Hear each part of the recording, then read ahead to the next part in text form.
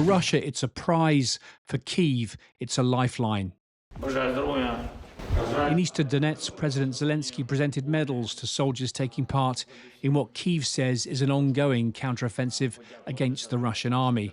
Ukraine says the fighting is intense and centred here around Dobropilya, to the northeast of the key town of Pokrovsk, a vital road and rail hub for the Ukrainian military fighting in the Donbas. Вдалося завдати росіянам відчутних втрат.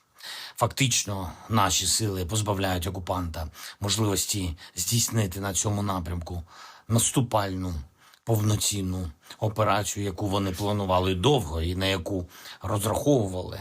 This part of the front line in eastern Ukraine is seen as key to the country's survival. Known as the Fortress Belt, it shields the last major Ukrainian strongholds in the Donbas, Kramatorsk, Sloviansk and Konstantinivka, absorbing Russian firepower and tying down thousands of Moscow's troops. About 250,000 people still live here. Outside the major cities, much of the land is unusable for anything but battle, heavily mined, with smaller towns and cities flattened by relentless Russian bombardment.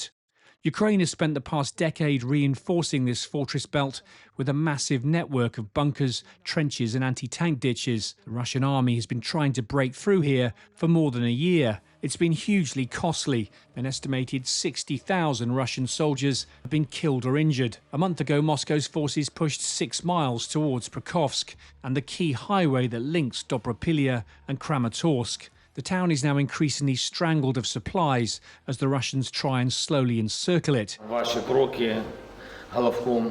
Ukraine's response appears to be this series of counteroffensives. On his visit to the front, President Zelensky said Kyiv's forces had retaken 7 settlements and around 60 square miles of occupied territory.